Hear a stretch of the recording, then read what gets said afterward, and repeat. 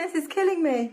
I'm Charlotte from Birth Warriors, birth and postnatal doula, and just want to say a massive hello. This is our Ask a Doula Facebook Live. We do every Tuesday at 10:30, and today for the next 10 minutes, that's my 3-year-old. You can't hear your programme. Sorry about that. Do you want to come and sit here and do this with me? No, this is going to be fun. For the next 10 minutes, I'm going to be answering some of the questions that have come to me for the last 10 minutes. Wait a second. Is that better? Can you hear it now? So, I received a really, really lovely message this week. And with her permission, I'm going to share some of that content with you because I felt like it's really poignant. Actually, there have been a number of women that I've been speaking to recently who've had some similar fears, and so I'm just going to share with you sort of the bones of basically what she shared with me. She's quite far on in her pregnancy, and as she comes towards her due date, she's starting to feel a bit anxious about pushing the baby out, and specifically around whether or not she'll be big enough for her baby to push through, and whether or not she'll tear. Coupled with that, and I'm going to try and sort of deal with this as a separate aside at the end, people around her who've experienced labour before have not been sharing positive stories with her. They've been frightening her, actually, with stories of birth traumas, okay? Anybody who reads my earlier posts will understand how I feel about that, but I'll come to that bit at the end. What I want to deal with specifically is really, first of all, just saying, guys, it is perfectly normal that you would feel some anxiety and fear around childbirth. That's perfectly normal. It's normal for us at any stage of doing anything to feel afraid if we've never done it before. Fear is a fantastic emotion. It serves us by protecting us. It's our body's way of saying, or our mind's way of saying, hey, I've never been in this situation before. We don't know how to respond, and so therefore don't do it. Be afraid, be cautious. And sometimes fear really serves us because of that. Childbirth, because we live in the kind of culture that we do, where we're seeing constantly sensationalized images of childbirth through the media, and we seem to be in a bit of a cultural habit of sharing the horror stories and kind of one-upmanshiping each other about how difficult childbirth was. You know, new mums or people who are pregnant first time, and also their partners, actually hold a lot of fear around what to expect. What I want to tell you is this. Your body was built to birth babies. We have been doing it since the beginning of humankind. And if you weren't able to do this and cope, we wouldn't have been chosen to birth children, okay? I believe in you 100% that you have the ability to birth your baby and to cope with the sensations of labour. I know it. I know it because I've seen it hundreds of times of labouring women. I've seen tiny, tiny little women push like absolute warriors and demonstrate strength I never thought was imaginable. I've seen it. I've experienced it. Let me tell you, you can do this. You can absolutely do this. First of all, I just want to get that out there. Hey, Veronica, nice to have you on. So then I just want to deal with this issue of being scared to push and being frightened of tearing. Okay, so we'll just start with a little bit of, I guess, physiology. So I'm just going to sort of paraphrase my response to this lovely lady who shared with me recently.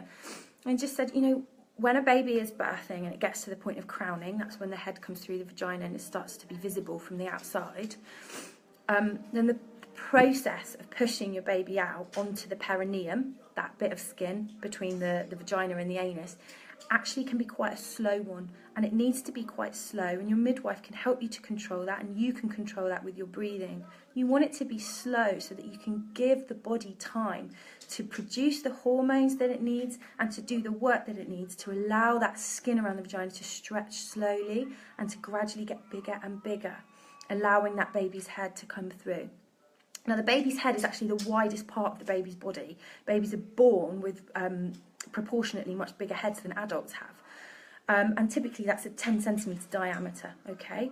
So once the baby's head is through, the rest of the body will follow very, very easily. The shoulders really crumple in, and the rest of the body is much narrower than the diameter of the widest part of the baby's head. So now many, many, many women, I have to say me included, actually report that the pushing part of labour is the least uncomfortable. That there's something very relieving about that pushing. And this is a bit weird, but you might experience it if you need to go for a poo really badly and it hurts your tummy. Actually, when you sit on the toilet and you push, that gripey, uncomfortable, contracting feeling in your belly goes away. And for me, I experienced pushing my baby out in a similar way. Now, everybody will interpret their sensations of labour differently, but I just wanted to offer that up as somebody who's not been through labour might want to try and get their head around. So the pushing can actually feel like a relief. And at this time, your hormones are going absolutely crazy. They're working wonders. You get a massive boost of adrenaline, which gives you the energy that you need for that final expulsive push where the baby's coming out. And it can be quite a strenuous part of labour. And if you've been labouring for quite a long time, you might need that extra energy push. But it can also be a really calm and controlled part. You know that this is the end of your labour. This is where it's all finishing. And some women will really get into the zone and birth their baby out calmly, knowing that this is the end now. This is the end of this experience. So there's been other hormones that have been working really well to this point, namely your endorphins. And these are your feel-good hormones. They're also the hormones that enable us to cope with sensations of labour. And they're really they've been accumulating and building up throughout your labour. So at the point of pushing, they're actually at their highest. And that's really important because your body is providing you with everything that you need to effectively push your baby out. It's giving you everything you could possibly need. It's giving you, adrenaline to help you through with your energy. It's giving you endorphins to help you cope and feel better. It's giving you oxytocin. It's giving you prolactin, which will enable your milk to come in. So it's providing you with everything you need, so long as you can be in an environment where you feel safe and comfortable and supported, and you have people around you who are cheering you on. Nobody putting doubt in your mind, nobody questioning what you're doing, nobody interfering with you too much. That you're left in a nice, quiet, dark space where you feel safe and supported. Your body will do everything it needs for you to birth your baby well. Okay, so the more you can feel calm, the more enjoyable the process will be, and the less likely you are actually to experience tearing. Now, some people will tear irrelevant of how calm they are. Some people do, some people don't. It depends on your genetics and the way that your skin is made up, actually. There are things that you can do to minimise your risk of tearing, and I'll share some of those with you a bit later on. But you might tear a little, or you might not at all. But I have never met a woman yet who knew that she was tearing, and I've spoken to a lot of women in pregnancy, and I'm talking about those who have experienced natural childbirth, not those who have had deliveries in other ways, okay? I just want to make that really clear.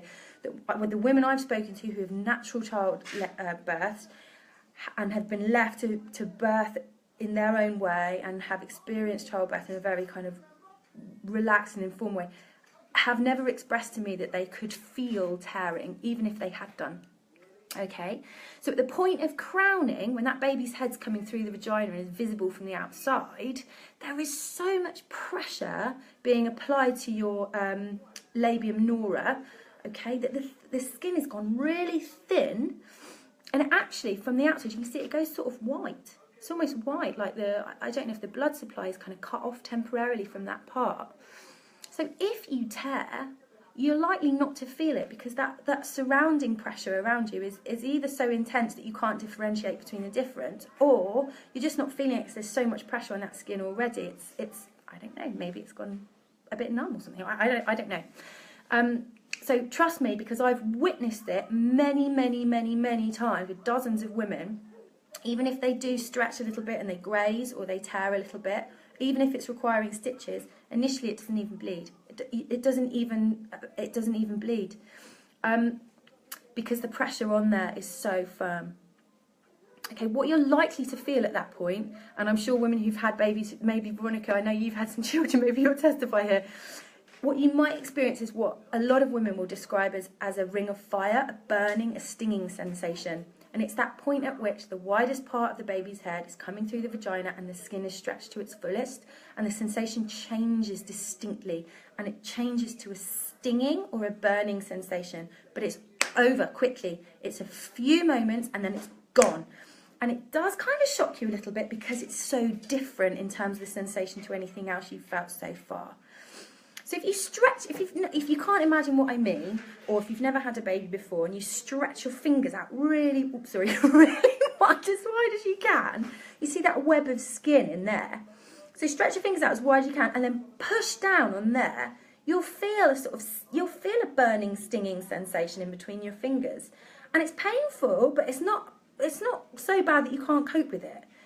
That to me feels very much like that ring of fire. So if you're struggling because you're frightened of what to expect, why not have a little go at doing that and seeing what that feels like?